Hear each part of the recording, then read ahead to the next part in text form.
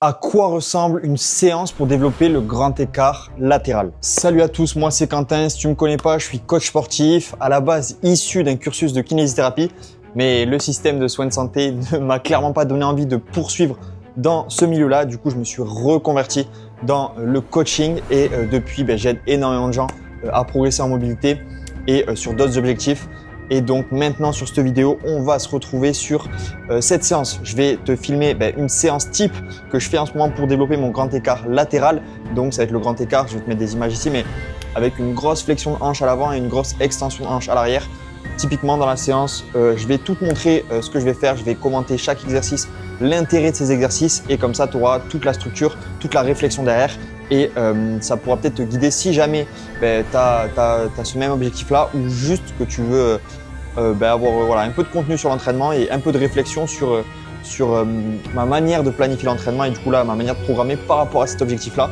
Donc, on est parti de suite. Je vais commencer à m'échauffer. Puis après, on va commencer tout simplement à s'entraîner. Avant que je commence l'échauffement, c'est important de le rappeler, mais voilà, là du coup, c'est le front split, mais peu importe le grand écart qu'on a envie de développer, que ce soit le middle split ou le pancake split, bon, je te mettrai des images, c'est différents grands écarts, mais ce qu'il faut comprendre, c'est que c'est des mouvements, pour le coup, difficilement accessibles, ça, tu t'en doutes sûrement, mais ce qu'il faut considérer, c'est l'intensité que représentent ces positions quand on y va de manière intense, quand on va vraiment sur des grosses fins d'amplitude.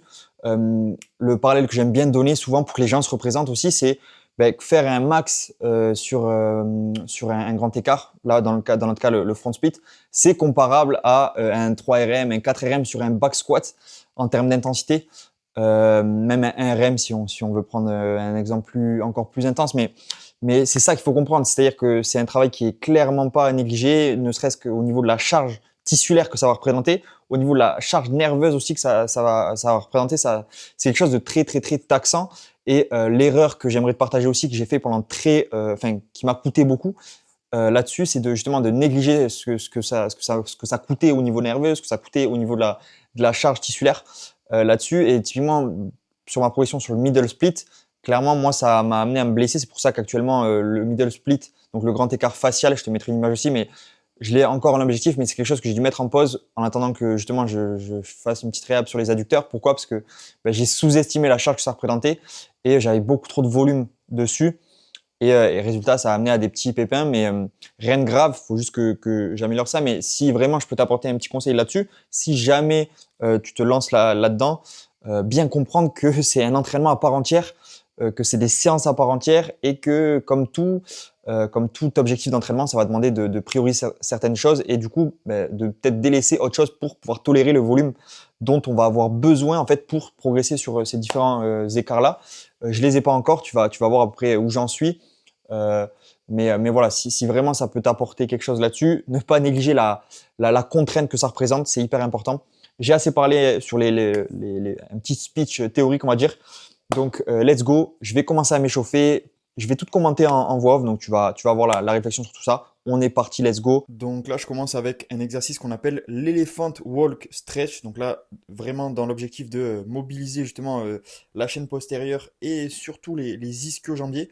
Donc en fait, je vais me placer en flexion de hanche avec une succession de flexion et d'extension de genoux, en fait, pour venir relâcher puis étirer les ischio-jambiers d'un côté puis de l'autre côté pour vraiment commencer à mettre en tension là-dessus. Ensuite, ici, je réalise une variante du pigeon good morning. Donc en fait, via le banc incliné, je viens placer ma hanche avant en rotation externe et je viens réaliser des flexions de hanche avec un peu de flexion thoracique et lombaire pour majorer le travail là-dessus. Mais globalement, un travail sur cette position de rotation externe. Juste après, je viens travailler justement sur ma rotation interne de hanche cette fois-ci. Donc là, avec l'élastique, je vais induire cette fin d'amplitude passive et dans cette fin d'amplitude passive, je vais contracter ici, ça se voit pas.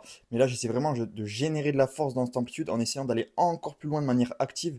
Donc c'est vraiment de l'isométrie parce qu'il n'y a pas de mouvement. Là ici, je viens travailler sur ma flexion de hanche en course interne, donc en fin d'amplitude de raccourcissement. Là, je suis en position basse de pistol squat où du côté où la hanche est en décharge, je vais essayer de fléchir ma hanche le plus haut possible en gardant le genou tendu le plus possible. Et ici, il va y avoir un gros travail sur le droit fémoral, donc le muscle responsable de la flexion de hanche, mais aussi de l'extension de genou qui fait partie des quadriceps. Ici, je viens aussi travailler sur mes fléchisseurs de hanche, mais cette fois dans la position inverse, donc en course externe, dans une position où ils vont être étirés.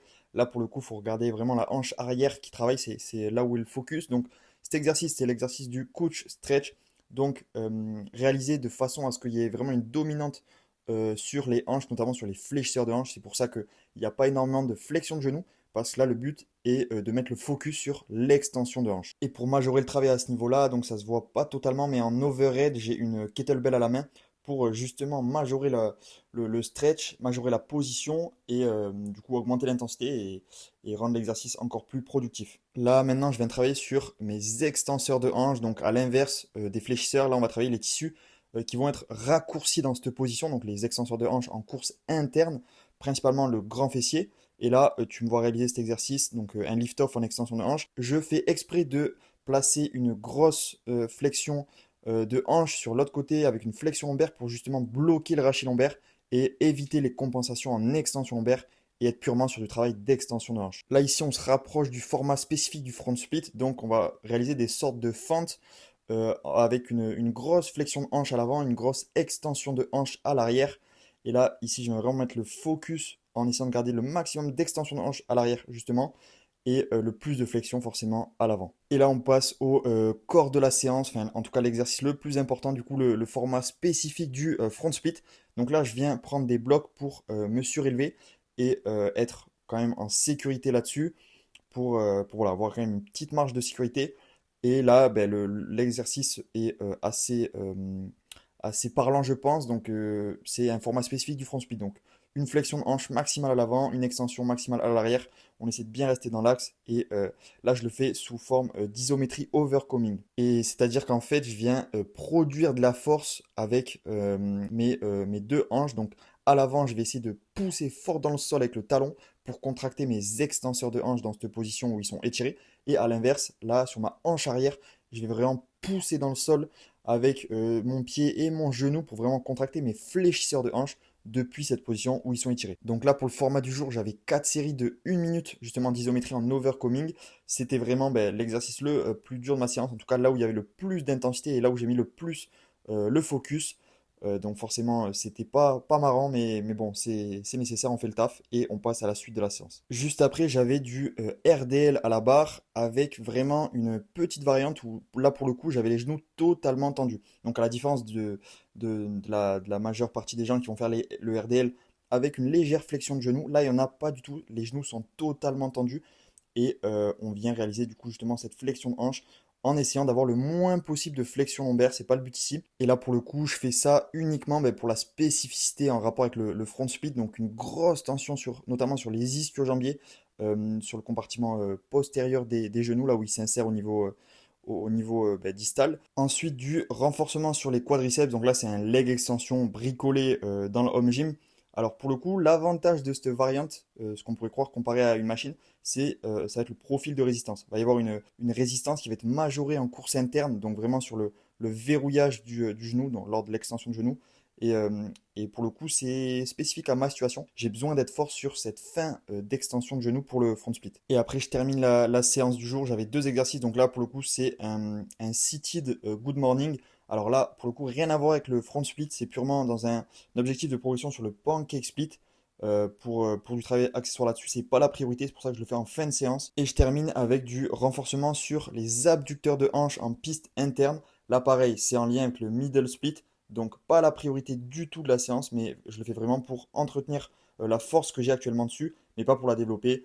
Je dois prioriser, donc là, pour le coup, c'est pas la priorité. Du coup, c'est bon, j'ai fini cette séance, comme tu as pu le voir, du coup, vraiment, vraiment focus sur le front split, donc le grand écart latéral, un peu travail accessoire sur le middle split, mais de toute façon, je t'ai expliqué justement sur les exercices ce que je faisais. Donc voilà, comme tu as pu le voir, un gros focus sur le grand écart latéral, donc le front split. Comme je t'ai dit au début de la vidéo, j'ai fait pas mal d'erreurs sur cet entraînement-là. je suis passé par tous les pièges dans lesquels tomber, bien sûr. Et c'est pour ça qu'avant, je faisais aussi pas mal de pliométrie, pas mal de sauts, pas mal de courses à pied aussi à côté de tout ça. J'ai dû délaisser, en tout cas mettre un peu de côté ce travail-là pour me focus un peu plus sur enfin même beaucoup plus sur les grands écarts, parce que ça reste mon objectif premier. Et que c'est très difficile de tolérer toute cette charge en même temps. C'est pour ça que j'ai eu des petits soucis, notamment sur le middle split. Mais voilà, je ne vais pas m'égarer. Donc voilà, tu as pu voir la séance que ça représente. C'est juste un exemple. Il y a des infinités de possibilités pour programmer ce type de séance. Mais au global, voilà là-dessus. Pour ce qui est de la réflexion sur les splits au global que j'aimerais apporter dans cette vidéo, c'est surtout ce que j'ai déjà dit en début de vidéo. Mais voilà, ne pas sous-estimer ce type de contraintes. Comme je l'ai dit, un grand écart à intensité maximale, c'est comparable à un 2RM, à un 3RM sur un back squat ou sur un deadlift. C'est difficile de se le représenter quand on ne le fait pas, mais une fois qu'on l'expérimente, on comprend très bien la chose.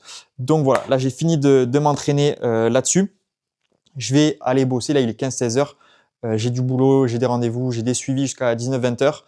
Et après, ça va être le repas du soir. Je vais te montrer aussi ce que je bouffe, 2-3 petits conseils pour te montrer la diète, si on peut appeler ça comme ça. Et après, ce sera une fin de journée bien méritée. Et je t'accompagne. Enfin, tu vas m'accompagner là-dessus. Je vais te montrer tout ça. Donc, à de suite.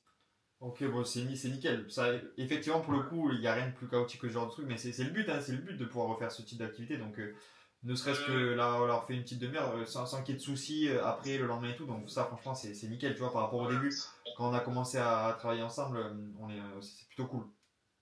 Ouais, parce que là, en fait, genre, c'est trop marrant. Vraiment. Bon, c'est déjà bien que tu puisses t'amuser sans avoir peur d'y aller et sans que ça se passe mal, tu vois. Donc franchement, c'est tout bête, mais en vrai, c'est les petits trucs comme ça de la vie quotidienne qui nous montrent aussi que ça avance bien. Donc franchement, ça fait plaisir.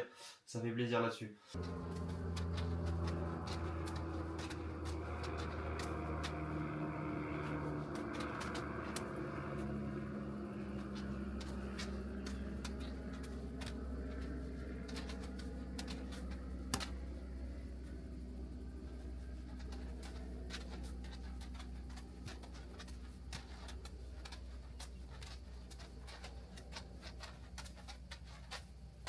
Bon, on se retrouve pour le repas du soir. Donc après le training, je t'ai montré un peu, mais j'avais du boulot. J'ai bossé sur des suivis pour des programmations des gars que j'accompagne et pour qui je structure justement l'entraînement et par rapport aux objectifs qu'ils ont. J'avais un rendez-vous aussi, un check-up avec aussi un gars que j'ai en suivi. J'ai bossé, j'ai fait un peu de jonglage, voilà, comme tu as l'habitude. Si tu me vois sur Instagram, je fais un peu de jonglage, voilà. Et ici, let's go, c'est fin de journée, petit repas. Donc là, je sais pas si on va le voir.